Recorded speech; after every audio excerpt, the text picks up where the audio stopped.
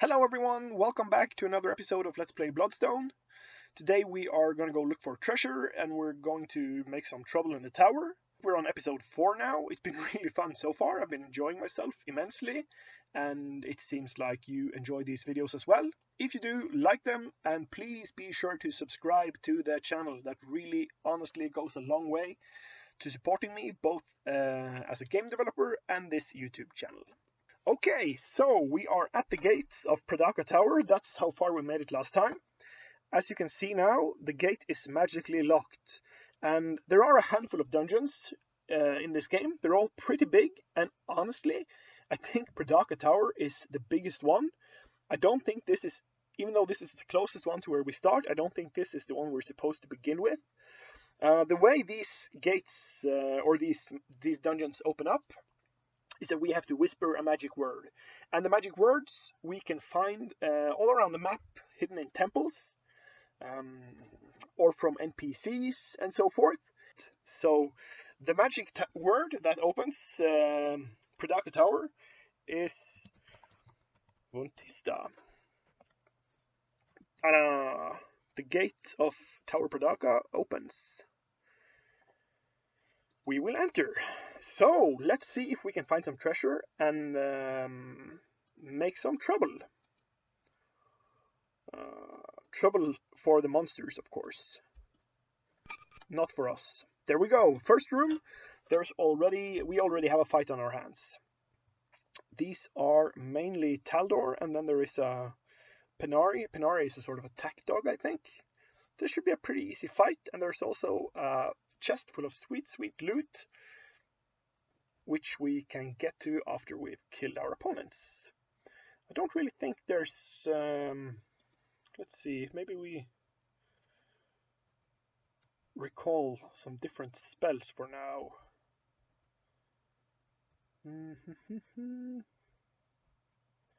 We can have resurrect on him in case one of our characters die, because then we get a chance after combat to resurrect them and we can continue playing. We don't have to reload. So let's just move him all the way to the rear. Do the same with Kenneth, like this maybe, and then we begin. Let's see. Let's start by using our archery. So let's just have a look at this first. This is that's how much damage we deal. And then that's how much damage the opponent actually takes, because the armor of the opponent is subtracted from the damage. And then that is the remaining hit points. That's sort of how to read these attack outcome messages. And then there is, in this time we scored a critical hit as well and we wounded him. I think that gives him some penalties during the combat or something like that. We increased our archery skill, we dealt 15 more damage, so damage seems deterministic. I think it's literally the damage value of the weapon minus the armor value of the armor. And there might be some, for instance, if the armor value is higher than the damage value, I suspect that we might still get some damage through, but I'm not quite certain. But that's kind of cool. That's kind of cool. It doesn't always have to be random numbers all the time. It's sometimes pretty fun when you can really plan ahead and you know exactly how many hits it takes to kill each opponent and so forth. I think that's not too shabby. Okay, so the Penari used its howl. It caused Kenneth to become fearful. That means, as far as I can remember, that he will pass on his turn. And we also see that both Halan and Donat has really taken a beating. We're down to 7 hit points. That's really, really bad. We're going to die if we take even one more hit. So I think we really need to clear the table here. Let's see. Maybe we could first kill him and then move back. And honestly, Halan, I think we'll just have to move back right away. And then we will see if we can pick up one of these. Oh, this is gonna be cutting it close. Yeah, let's just keep moving back so we can sort of kite the Penari. Halan has magic as well. I almost forgot that. Let's see. Which spell does he have currently? Let's see. We haven't recalled. We honestly haven't recalled any spells with him yet. I think we could do heal, probably. And then let's just cast it and done it. So we at least have some kind of buffer. And then we have to take down this guy, or he will make short work of the rest of our characters. Let's see, we have an acid ball, I think. So let's use it on this guy. Killing him, that's good. That's good. And now we can activate the planet again, and we will see if we can shoot him down before he gets into melee with us. Okay, we did it. That was a pretty close call. Honestly, too close for comfort. I think we really need to look into getting some better armor and so forth. Okay, so let's open this chest. Walking into them doesn't do anything. I think by default they're all locked, so we have to use lockpicks on them. Let's just see who has the highest lockpicking skill. Because lockpicks have a chance of being spent each time we use them. Perhaps it's Donut. He's basically the best at everything. He's slightly overpowered, I would say, but that's okay. So then we have to pool the lockpicks so that he has them in his inventory. There's really no reason for anyone else to be carrying them. Let's see here. Can we spot them? It's next page maybe. 13 picks. Okay. Okay, so we don't have a limitless supply, but I think it's going to be fine. Let's see. So to open the chest, use the use command and then use pick and then indicate the chest. Then we break a pick. Okay. 10 Otalas. We've done it. Take them. So we broke the pick. We got the chest open nonetheless. I think Otalas are some kind of gem, but we will of course take them. Now, when looking at our health status, I think we are going to be very happy with how far we got in this dungeon so far, and then we're going to gracefully take our leave. Let's see here. Let's have a look at the map. So there's a village to the north of here, and I also know that the village we came from is Hasada or something like that. It's should it be over here to the east? It's not far. We could probably walk here without any problem, and as long as we don't have any random encounters, we should be fine. I'm thinking that there's actually some unfinished business in that village, in the village we came from. There's a treasure actually buried in the starting area that we skipped the last time, and it's really, really sweet. So I think we're going to go get that treasure, and also that will give us an opportunity to rest and regroup a little bit.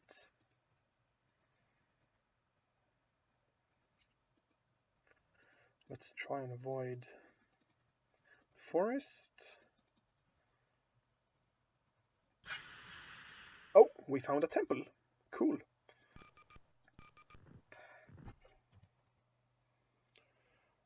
Donut sees an altar. There is a tiny word engraved on it. He considers moving closer to it. Oh, the game is being a wise ass. Let's look now. Donut sees an altar. The word on it is plistical. I would bet that this opens another dungeon. It didn't open the Tower of Kodaka though, but it probably opened another dungeon. Just to finish that point, because I was before I forget about it, this game has a lot of this going around. Pretty much, it's a completely open world. You can go almost anywhere from the start. But then there are some kind of soft restrictions. For instance, if you're able to cross mountains, that makes the game a lot easier. And to do that, you need rope. To cross rivers, you need sealskin. So you have to find that, but you can also look for bridges. So it's kind of a way of gating your progress a little bit. And then you also have these magical words that you have to use to enter all of the dungeons, and they are of course scattered all over the map, nowhere near the entrances to the dungeons which they open. And the same goes for the names of the chieftains. You kind of have to look through the towns to find the name of the chieftains in the town to get access to them. I kind of enjoy it. It's a really old-fashioned way of making an open-world game, but I gotta say, I'm actually pretty partial to it. It's an elegant way of really keeping the players entertained. And of course, this is a way to pad the run length of the game. It's pretty unapologetically so, but nonetheless, I think it's for a game like this. You know, when you start a game like this, you know that this is the kind of game where you should probably bring your notepad when you play it, and you know, you have to take notes and kind of explore the world piece by piece. And I think that's it's a cool way of going about it, I think. So let's see, enough rambling. We will sleep because we all need to sleep. We're low on energy and we're also low on hit points. So and then we will probably rest a few more days later, and we will use those days to memorize magic and so forth. But for now, I think it would be best just to sleep. So let's do that. And then press begin. We are on the mend, fortunately. That's good. We have a few hours left actually, so let's use those to, for instance,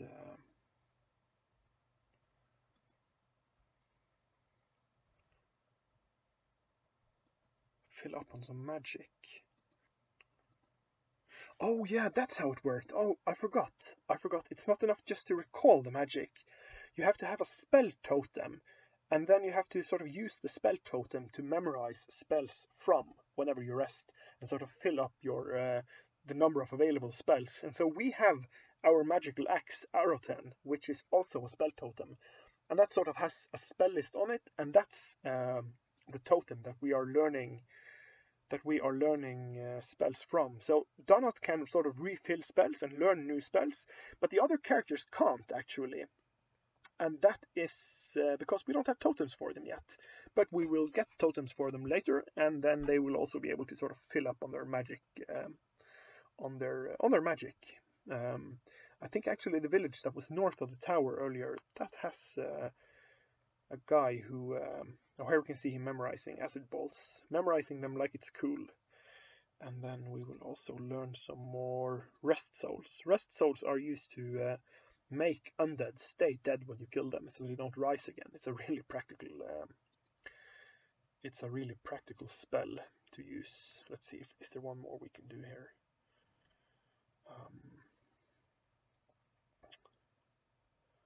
Lightning sounds good. And now let's have all the other guys repair their weapons and armor, because we don't need to sleep anymore. We're all good. Then we can do that. Time to check out. Perfect. Checkout is always 12 o'clock. That's good to know. Okay, let's see here. Do we have a lot of junk to sell? I don't think so, honestly. We didn't really get a lot of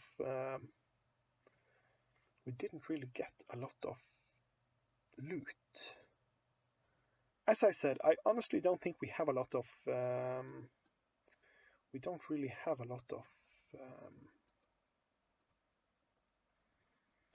loot to sell, but there is one thing that we don't have, and it is indispensable for going on treasure hunts, and that is a shovel. And it's a pretty practical thing to have, I think. But we only need one for now, at least. Like so. Pay 108. How much gold do we have, by the way? Oh, 70. Wow, we're almost poor. Well, it's good then that we are going to go look for treasure, because we are going to find a ton of it. It's another neat little way, I think, of sort of rewarding players who's played this game before. And you have to remember that these games were made basically before the internet, so it really came down to experience and word of mouth and kind of learning all of these things. Also maybe from reading walkthroughs in PC magazines and so forth. But It's a pretty neat little way of rewarding players who are... Oh, I think we avoided the ambush actually. Let's see here, does it say anything in the notes? No.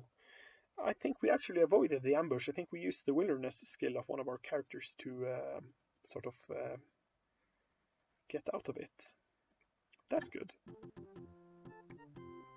Equipped with rope, you're able to climb the mountains. Awesome. That's our rope being put to use.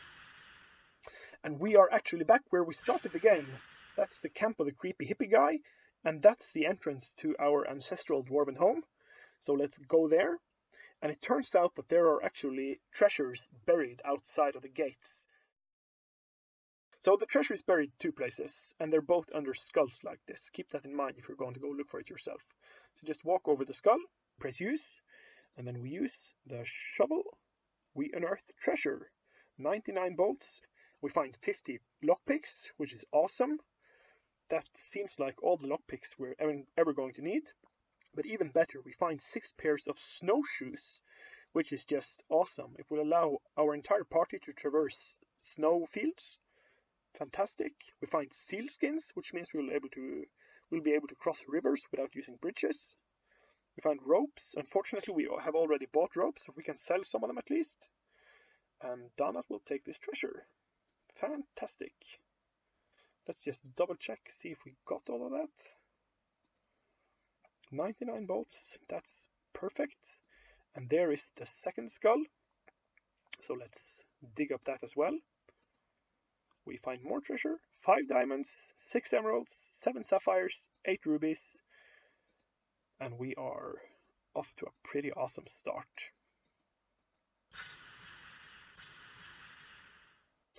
So let's see here, inventory, and then we can distribute, for instance, the seal skins. Let's see, can we find them? Yep, the seal skins, and we can also distribute the snowshoes. And we should now be able to cross the rivers. Yeah, fantastic. Look at Kenneth with the tail. That's pretty sweet. But Endor is actually so weak he can't endure a swim. He probably has too low endurance. Oh, that sucks. Can he literally never swim? Let's see. Maybe his swimming skill is really low. 5 out of 50. 40. Holland has 25. Donas has 30, but Enter has only 5 in swimming. We'll need to boost that somehow. Oh well. No worries. Now we are... Whoops. We had a random encounter. The monsters seem nervous. Maybe that means that we can talk them out of fighting. I don't know, but let's just kill them instead. Dun dun dun. Usually Aldor are pretty easy to kill, but they do a lot of damage, so you don't want to have them get too close to you. I think that's probably a good rule of thumb. Find some coins, that's good.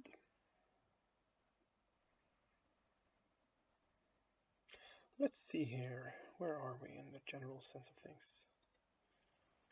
Let's just head west. Yeah, let's brave the forest. And we are already at a new village. That's pretty cool. That's the Tower of Kodaka, and this one is southwest of there.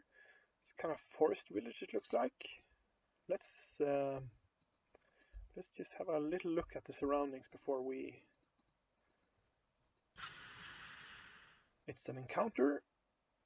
Fingers crossed. Taldor, no problem. We can deal with these guys. We can deal with these guys. I hope. Let's just begin.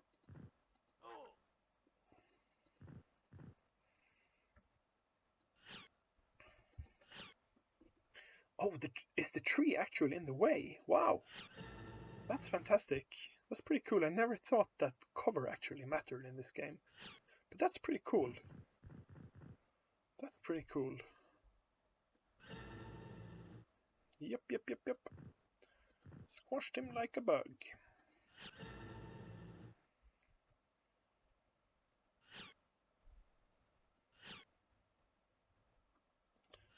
We killed that guy as well. I'm surprised he didn't flee the battlefield. There we go, and we will take him out this turn probably. Yep, we did. Victory. Donut will search. We found some coins. Yeah, pretty happy with that. Let's have a look at the map. Yeah, okay. Now let's head to the village that we saw earlier. And use it to rest and relax a little bit. So I think we can maybe, let's book this room for 2 days. And then we can first sleep until noon. And then we can, after that, do things like repair equipment and memorize spells and things like that. Like so. Let's see, what is the state of our equipment, I wonder?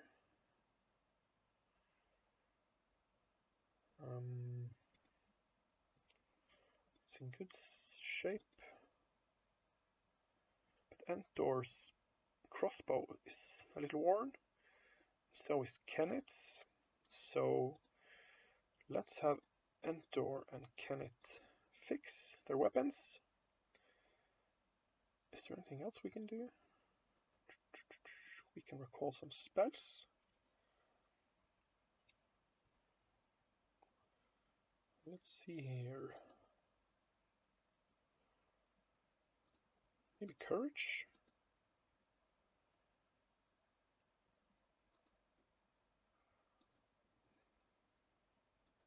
Like that.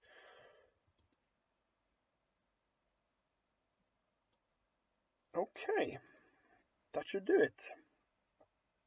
That should do it.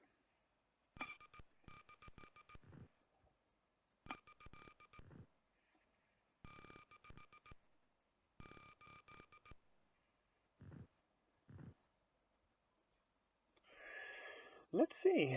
Let's have a look around this village. Weapons depot. Oh, I like that. I really like that. And let's also have a talk with this kid. Well met, adventurer. Don't be sad, Bucky will save us, okay? That's random. When Bucky comes to town, he's gonna hack, maim, and kill every Taldor and dim elf from here to Harasa and spread their guts out all over the plain. Isn't Bucky great? Okay. That begs the question. Bucky is the bestest dwarf in the world. Okay, I get it. I see where you're coming from. Let's have a look in the weapons depot. Oh, let's just see how much. We have 88 coins. That's not really a lot. So I think we have to find a jeweler actually to sell away some of the gems we found. He has light crossbows, but doesn't he have medium crossbows? No. Yeah, but he has all of lots of swords and axes, so we can use that at least to probably upgrade. No, he has the best sword already, so let's not worry about that.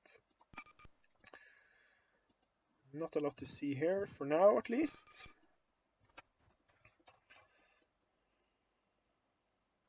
What's this? Foroche Axe School.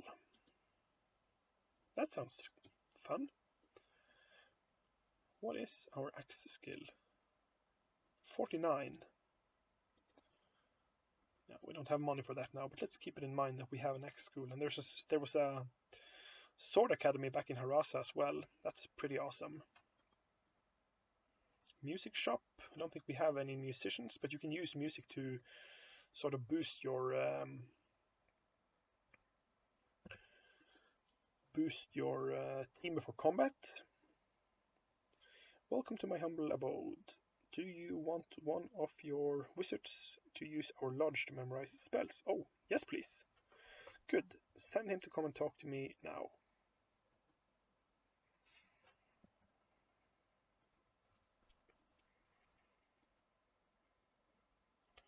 Do you wish to memorize spells? Oh, he has to be a wizard. He's probably not a wizard. Well, we will recruit a wizard later, I suppose. Is there really nothing we can do here? The Rusty Nail Tavern. Okay, let's see if we can find something to do here. There is another guy like Kenneth. I wonder if that's a recruitable NPC. That would be pretty awesome. Kenneth rocks. My name is Pucker. Don't be afraid of me. Your mother wasn't, but seriously. Can I join your party? I'm looking for a good day job. Oh man. This guy's quite a troll. Chopping monsters, of course. Let me tell you, those Tlatl can be a real pain. Why, just the other day, one tried to kidnap my wife. I said, take my wife, please, and I'll give you 8 pieces of gold to let me watch. Oh man, that's dark. Nasty creatures, you might confuse them with us, but the Tlatl lack our beautiful red scales. Back home, we capture them and let the young ones practice their stand-up routines on them. Oh, okay. Okay. But I don't think we're going to turn him down. We actually need some more party members, so let's invite him along. Bronze helmet, ringmail, okay. He has a broadsword, that's fine. Doesn't know magic, of course. They're not magically inclined. He has a 6 dexterity. This guy is pretty awesome sauce, actually. Doesn't have too high loyalty, but is really brave, very strong, high dexterity, high endurance, 6 in resistance. That's fantastic. 50 in sword, great at swimming. Yeah, why not? Feel free to tag along. Fantastic. That's really cool. We have another character. Well, that alone was worth the trip, I suppose. Oh, gambling hall. Let's see.